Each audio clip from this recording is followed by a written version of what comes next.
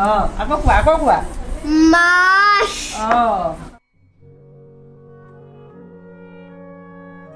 ইমান বেয়া লাগি গৈছে যে কেনেকৈ পঢ়াম ইহঁতক এনেকুৱা লাগি গৈছে তাৰ তোমাৰ নামটো নাম কি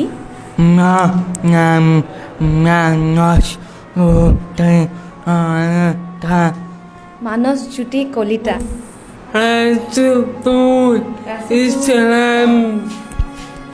বঢ়িয়া নমস্কাৰ তোমাৰ নাম ইয়াত 19 বছৰ হ'ল 19 বছৰ প্ৰথম আৰম্ভণি পাই আছোঁ মই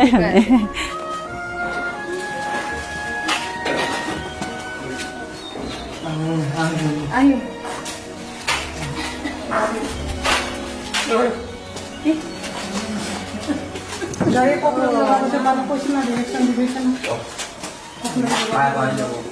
চলো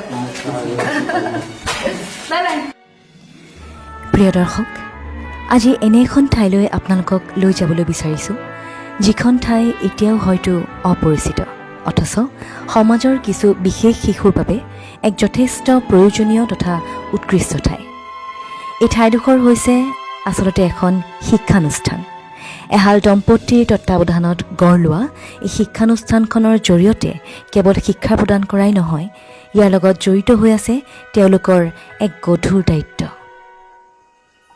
কৰোনা মহামাৰীৰ এই ভয়াৱহ সময়ৰ বহু মাহ পূৰ্বে তেওঁলোকৰ তালৈ গৈছিলোঁ আহকচোন এই শিক্ষানুষ্ঠানখনৰ বিশেষত্বৰ বিষয়ে ভালদৰে জানো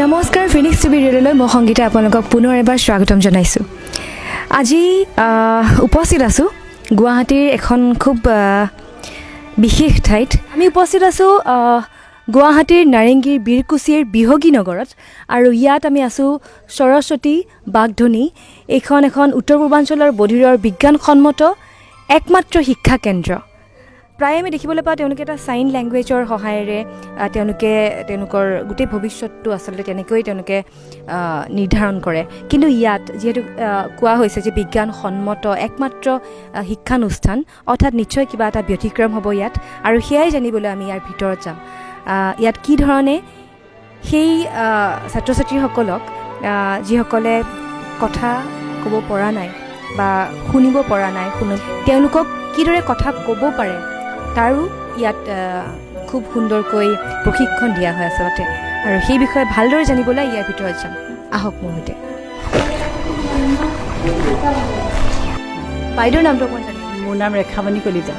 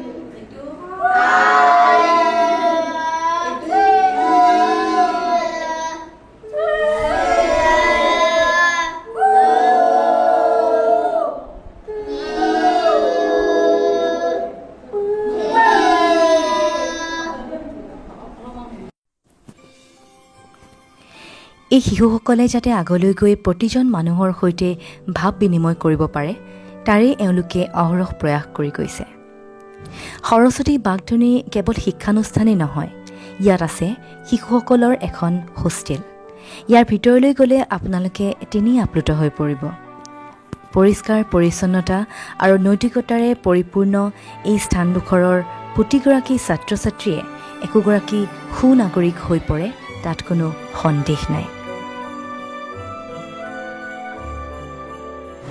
প্ৰিয় দৰ্শক, উপস্থিত আছোঁ সৰস্বতী বাগধনীত আৰু আন এগৰাকী শিক্ষয়িত্ৰী আমাৰ সৈতে উপস্থিত আছে আৰু তেওঁ খুব সুন্দৰকৈ এওঁলোকক শিকাই গৈ আছে। আমাৰ যিখন ইংৰাজী বৰ্ণমালা সেইখন শিকাই গৈ আছে আৰু ইয়াত ছবিৰ সহায়েৰে শিকাই গৈ আছে। আপুনি কিমান বছৰৰ পৰা ইয়াত কৰ্মৰত হৈ আছে? মই ইয়াতে 13 বছৰেই হ'ল কৰা। ইয়াতে আমাৰ 9:30 পৰা আপোনাৰ 2:30লৈকে হয়। এইকেইদিন চাগে অকণমান সোনকাল হৈ আছে? এইকেইদিন মানে অলপ পৰীক্ষা গৈছে কাৰণে অলপ সোনকাল হৈ আছে। বিহুৰ পিছৰ পৰা আৰু 2:30 ছুটি হ'ব আৰু। এয়া মানে কোনটো ক্লাছৰ পৰা কোনটো ক্লাছলৈ হ'ব? এইটো স্পীচৰ পৰাই থাকে আমাৰ। স্পীচত 2 ঘণ্টাকৈ পঢ়ায় আৰু ক্লাছ 1ৰ পৰা ক্লাছ 10লৈকে 45 মিনিটছকৈ হয় আৰু।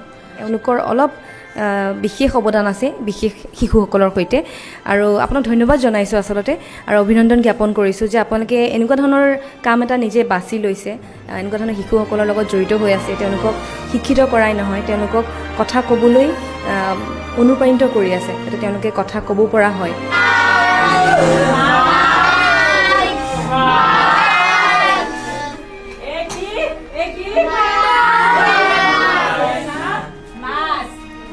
বাস বাস এই নাম কি?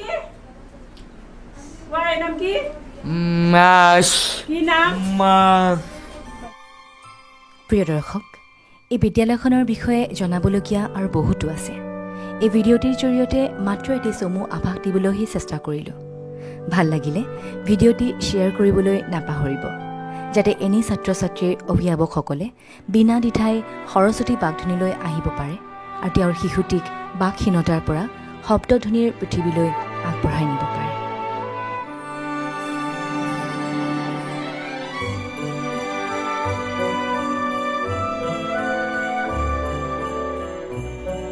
আৰু সৰস্বতী বাগধনীখন আছে নাৰেংগী বিৰকুচিৰ বিহগী নগৰত।